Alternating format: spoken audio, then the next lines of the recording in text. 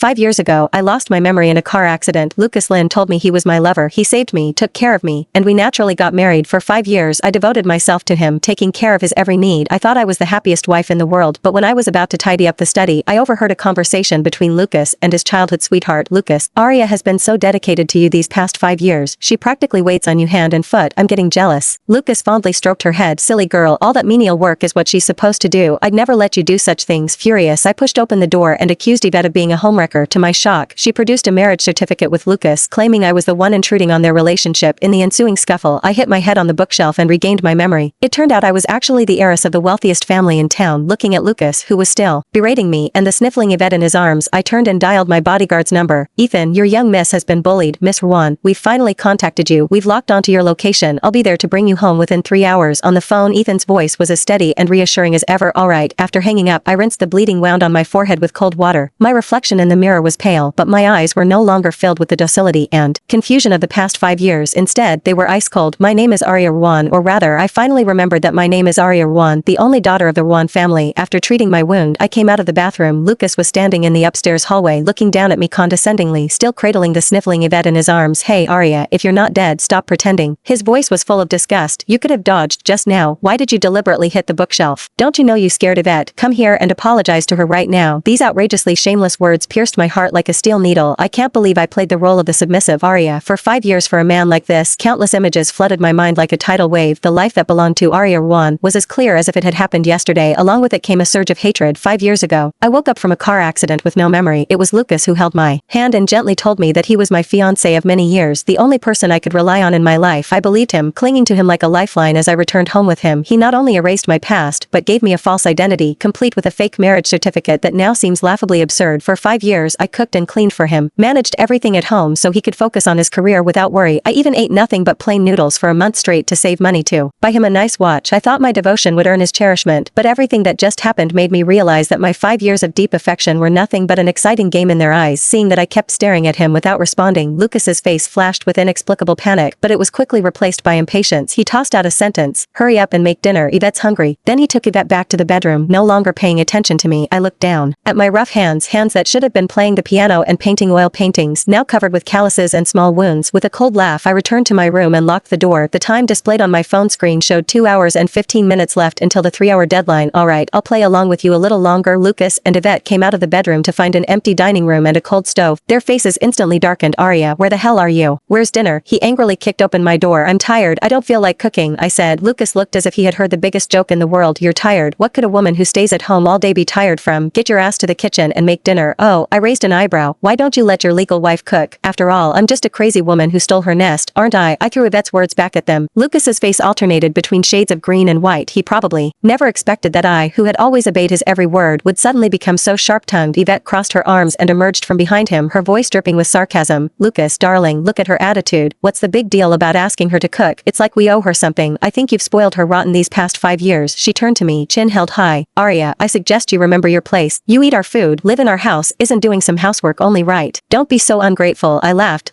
so hard tears nearly came to my eyes. Your house. I stood up and walked towards them step by step, my gaze fixed on Lucas. Lucas Lin, tell me, who does this mansion really belong to? Lucas's eyes darted around, unable to speak. This mansion was bought shortly after I lost my memory using a bank card he had coaxed me into using. That card, I now realize, must have been from my Ruan family account. He used my money to buy the house, yet had the audacity to make me believe I was dependent on him for survival. And you, I turned to Yvette, that new Chanel dress you're wearing must have cost quite a bit. I wonder which card it was charged to. Yvette's face changed color. I took a step closer, sneering. It was the supplementary card Lucas gave you, wasn't it? Do you know who's been paying off the bills on that main card every month over these 5 years? Lucas's career was just starting, and his income was far from enough to support such lavish spending. All the bills were paid by me. I used to think it was proof of Lucas's love and trusting me with his money. Now I understand I was nothing more than their human ATM. Yvette was left speechless by my questions, but after just a second, she straightened her back, far from showing any shame. Her face displayed a challenging defiance. So what? She shrieked, her voice shrill. Aria, what are you getting so worked up about? If it weren't for Lucas kindly taking you in 5 years ago, who knows which gutter you'd be rotting in right now. Every penny you've spent, every bite of food you've eaten, it's all thanks to Lucas's generosity. Without him, you're nothing. Lucas also shielded Yvette behind him, glaring at me furiously. Aria, what's wrong with you? I work my ass off outside, give you a home, let you manage the money. That's because I trust you. Your money is my money, isn't it? What's wrong with using some of it to buy Yvette a dress? What right do you have to make such a fuss? Don't forget, I've supported you for 5 years. Don't think you can turn the tables just because you got a little hurt. Let me tell you, without me, You're nothing, is that so? I looked at his face, flushed red with guilt, the last trace of attachment in my heart disappearing. I forcefully shook off his hand. Lucas Lynn, we'll soon see who is nothing without whom. But Lucas kept staring at me intently. Who said you could leave me? So what if the marriage certificate is fake? We've lived together for 5 years. Our relationship is real, isn't it? Don't worry, to the outside world, you'll always be my wife. Lucas darling, sister must be in shock. We should give her some time to accept it, Yvette interjected, seeing the situation. She curled her lips into a malicious smile, deliberately emphasizing the word sister. Then she turned to me, her nose in the air. By the way, Lucas, and I had quite a night yesterday. Go change the sheets and wash them, will you? Remember to wash them by hand, they're silk. Don't ruin them in the washing machine. As she spoke, she deliberately thrust out her chest, making sure I could see the love bites on her neck. Lucas also glanced at me, as if everything was perfectly normal. Yvette's right, you should find more things to do, then you won't have time for these silly thoughts. He flashed Yvette a playful, indulgent smile. Looks like you're not tired yet, let's continue tonight. I watched their little back and forth act, feeling like I was watching two clowns putting on a desperate performance. The wall clock pointed to 7:30 p.m. Ethan should arrive in about half an hour. Thinking about finally going home, I couldn't even be bothered to get angry. I just curled my lips into a faint smile. You want me to wash them? Sure. With that, I yanked the filthy sheets off the bed and flung them straight into Yvette's face. Then, taking advantage of her panicked screaming, I dragged her towards the washing machine. My actions caught Lucas off guard. He didn't react for a moment. The next second, I roughly shoved both Yvette and the sheets into the washing machine. Dirty things should be washed together. Ah, Aria, you bitch, let go of me, Yvette shrieked, kicking and flailing. I easily grabbed her wrist. 5 years of housework had made me much stronger than this pampered woman. Lucas finally reacted, rushing over and kicking me hard in the abdomen. The force was so great it knocked me to the ground. He then fished Yvette out of the washing machine and held her in his arms. Yvette cried in his arms, looking utterly pitiful. Lucas, darling, how could she do this to me? My wrist hurts so much. Lucas glared at me, his eyes full of fury. Aria, I really underestimated you. I lay on the ground clutching my stomach, cold sweat beating on my forehead from the pain. His face contorted with rage. Stop pretending, I just kicked you once. Then he viciously stomped on my wrist. The bones made an ominous creaking sound under the pressure.